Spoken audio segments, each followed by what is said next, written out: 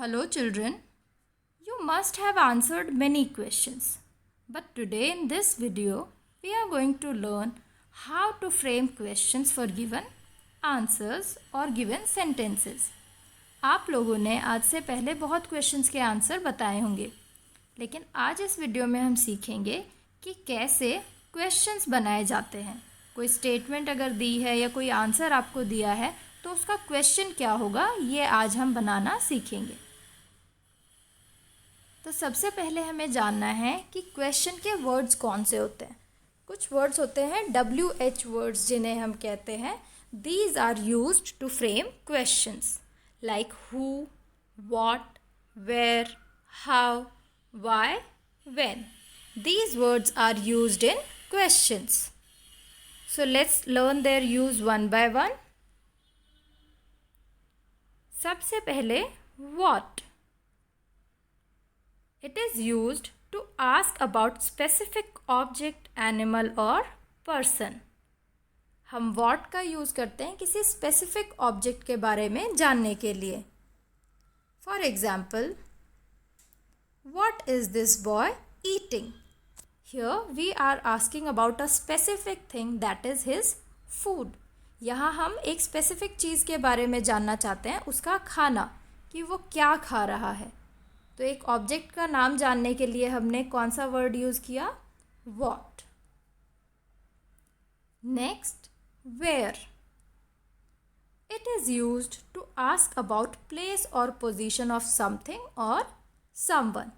यानी कि किसी चीज़ की या किसी व्यक्ति की पोजीशन या वो किस जगह पर है, ये जानने के लिए हम इस वर्ड का यूज़ करते हैं. वेयर मतलब कहाँ.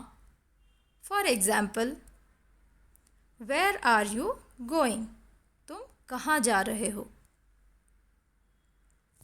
Next, why. It is used to ask about reason और एक्सप्लेनेशन फॉर समथिंग. इस वर्ड को हम तब यूज़ करते हैं जब हम किसी चीज़ की वजह या उसकी एक्सप्लेनेशन जानना चाहते हैं कि ऐसा क्यों हुआ. For example, why are you crying? तो यहाँ हम इसके रोने की वजह जानना चाहते हैं. We want to know the reason for her crying. So we use the word why in this question. Next, which. It is used to ask about choice.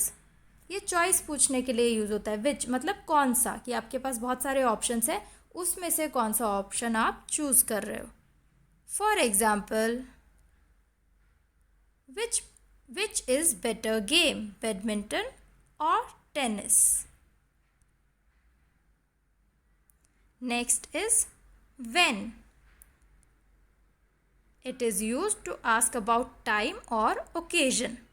इस वर्ड का हम यूज़ करते हैं जब हमें किसी चीज़ का टाइम या ओकेजन पूछना होता है.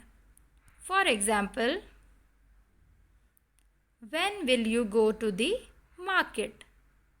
हम टाइम जानना चाहते हैं या हम डे जानना चाहते हैं कि तुम मार्केट कब जाओगे.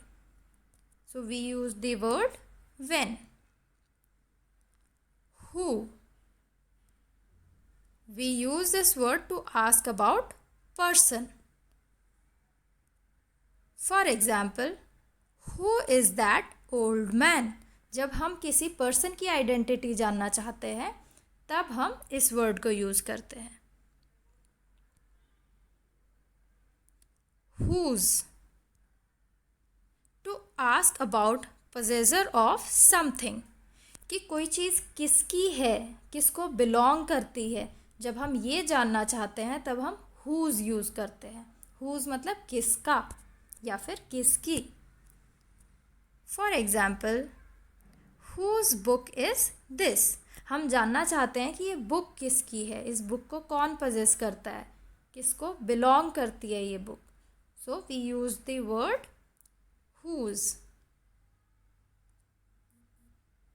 Next, how. To ask for a way, manner और फॉर्म. कि कोई चीज़ कैसे की जा रही है, करने का तरीका क्या है, ये जानने के लिए हम यूज़ करते हैं how. For example, how do you go to school. Next, how many और how much. To ask about number और क्वांटिटी ऑफ समथिंग। अगर किसी चीज़ को गिना जा सकता है और हमें जानना है कि वो कितनी है तो हम हाउ मैनी यूज़ करते हैं। लेकिन किसी चीज़ को अगर गिना नहीं जा सकता तो हम उसकी क्वांटिटी जानते हैं हाउ मच से। For example, how many girls are playing in the park. How much sugar do you want. अब शुगर को तो हम काउंट नहीं कर सकते ना, लेकिन उसकी क्वांटिटी को ज़रूर मेजर कर सकते हैं, तो हम हाउ मच यूज़ करेंगे यहाँ। Next, now we have some sentences, that is we have some answers. Now we have to frame question for each of these answers. Number 1, the color of the ant is black. ये आपका answer है, तो आप सोचिए कि इसका क्या question होगा जिसका आंसर ये आया। The colour of the ant is black. यहाँ उसका कलर बताया जा रहा है, यानी कि उसके बारे में एक चीज़ बताई जा रही है। So we can use the word what. What is the color of ant?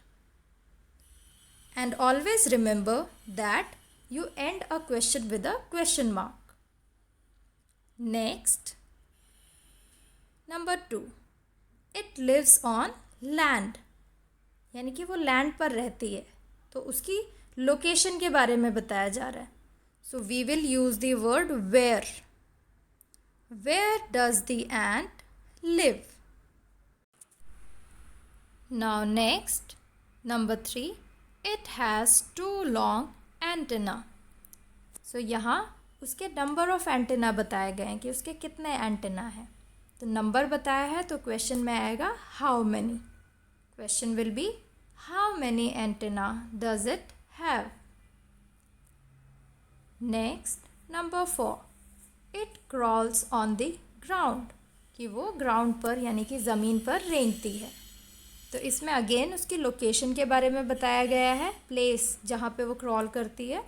तो we will use the word where. Where does it crawl.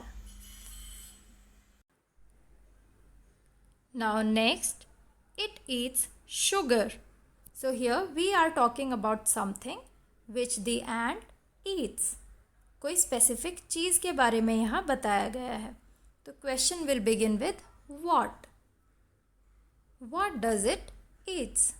So this is how we can frame questions for given sentences. Practice this yourself once. Thank you and have a nice day.